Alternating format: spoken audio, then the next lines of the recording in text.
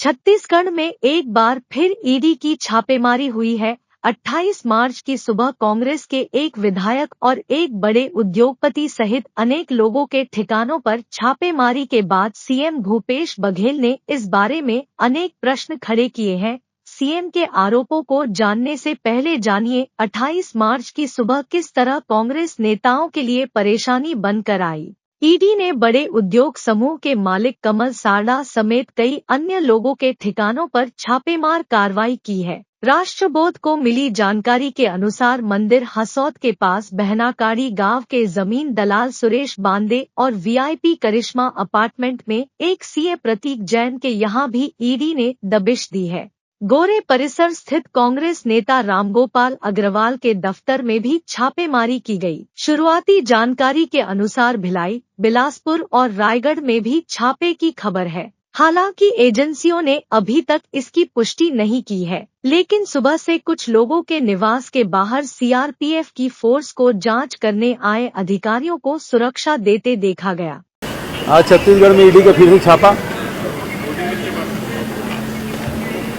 उद्योगपति, व्यापारी, ट्रांसपोर्टर, विधायक, अधिकारी, किसान, कोई ऐसा वर्ग बचा नहीं है जहाँ छापा ना डाला हो। छापा नहीं डालता तो केवल मध्य प्रदेश है, उत्तर प्रदेश है, उत्तराखंड है, गुजरात है, कर्नाटक है। लगता है वहाँ ईडी का ऑफिस ही नहीं है। और महाराष्ट्र में जब तक के उद्धव ठाकरे जी की सरकार थी तब तक के सब ईडी, सीबीआई जितने सेंट्रल एजेंसी थी वो सब सक्रिय थी। और जैसे ही सरकार बदली, खरीद फरोख्त हुआ, उसके बाद से वहाँ उसका कोई काम रहा नहीं। भारतीय जनता पार्टी के प्रदेश के नेता और राष्ट्रीय नेताओं के इशारे पर ये सब किया जा रहा है। ईडी निष्पक्ष होना चाहिए। कर्नाटक में जहाँ 40% की सरकार है, जहाँ 6 करोड़ रुपए एक विधायक के यहाँ मिला, जिसको बेल मिल गया था, आज पता चला कि हाई कोर्ट ने उसकी बेल को खारिज कर दिया, वहाँ छापा नहीं डालती। ये स्थिति देश की है। अडानी जिसके 60% की संपत्ति कमी आ गई हिडनबर्ग की रिपोर्ट के आधार पर, वहाँ जाके ईडी छापा नहीं मारती, वहाँ से भी कार्रवाई नहीं करती। जहाँ लाखों करोड़ों लोगों को रुपया फंसा है, यहाँ नान में और चिट फंड कंपनियों के खिलाफ कोई कार्रवाई नहीं करती थी। मैंने सुना वो महादेव ऐप में भी कार्रवाई नहीं कर रहे हैं, क्योंकि कुछ भारतीय जनता पार्टी शासित राज्यों के नेताओं के भी नाम आ गए हैं इस तरह से। वो महादेव के बारे में भारतीय जनता पार्टी के लोग चर्चा करते, न ईडी कोई कार्रवाई करती। सुबह से प्रदेश में जैसे ही ईडी के छापे की खबर लोगों तक पहुंची, उसमें कई कारोबारियों के साथ महासमुंद विधायक विनोद सेवनलाल चंद्राकर का भी नाम सामने आ रहा था। लेकिन जब मीडिया ने विधायक से बात की तब उन्होंने कहा कि मेरे यहाँ छापे की खबर अफवाह है, मुझे खुद यह बात दूसरों से पता चली है। सीआरपीएफ के साथ ईडी के अफसर एक बार फिर से छत्तीसगढ़ के कई शहरों में कार्रवाई कर रहे हैं।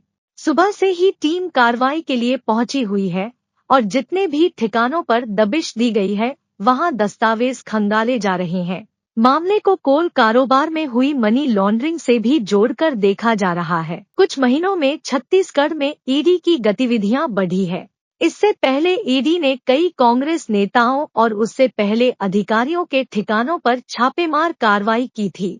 राष्ट्रीय अधिवेशन से ठीक पहले हुई छापेमारी कार्रवाई का कांग्रेस नेताओं ने विरोध भी किया था। पहले प्रदेश कांग्रेस कमेटी के कोषाध्यक्ष रामगोपाल अग्रवाल, श्रम कल्याण मंडल अध्यक्ष सन्नी अग्रवाल, विधायक देवेंद्र यादव, प्रवक्ता आरपी सिंह और विनोद तिवारी के यहाँ ईडी की कार्रवाई हुई थी। तब जांच एजेंसी ने बताया था कि छत्तीसगढ़ में ट्रांसपोर्ट किए जाने वाले हर टन कोयले पर 25 रुपए की अवैध वसूली की गई थी। इसमें राजनेता, सरकारी अफसर और व्यापारी शामिल थे। ईडी के मुताबिक 2021 में 500 करोड़ रुपए की अवैध वसूली की गई थी। अक्टूबर 2022 में भी ईडी ने इस घोटाले के सिलसिले में 40 ठिकानों पर छापा मारा था। इस दौरान 4 करोड़ कैश, करोड़ों की संपत्ति और दस्तावेज बरामद किए गए थे। इस मामले में एक आईएएस और 9 कारोबारी जेल में बंद हैं। 13 अक्टूबर 2022 को Chhattisgarh infotech promotion society chips के सीईओ समीर विश्नोई, कोयला कारोबारी सुनील अग्रवाल और वकील कारोबारी लक्ष्मीकांत तिवारी को गिरफ्तार किया था। 29 अक्टूबर को कारोबारी सूर्यकांत तिवारी ने अदालत में सरेंडर किया था। राज्य सेवा की अफसर सौम्या चौरसिया को गिरफ्तार किया गया। इसके बाद 2 खनिज अफसरों समेत 4 लोगों को गिरफ्तार किया गया है। छत्तीसगढ़ में केंद्रीय एजेंसियों की छापेमारी का सिलसिला फरवरी 2020 से जारी है। साथ ही इसे लेकर आरोप प्रत्यारोप का सिलसिला भी थमा नहीं है।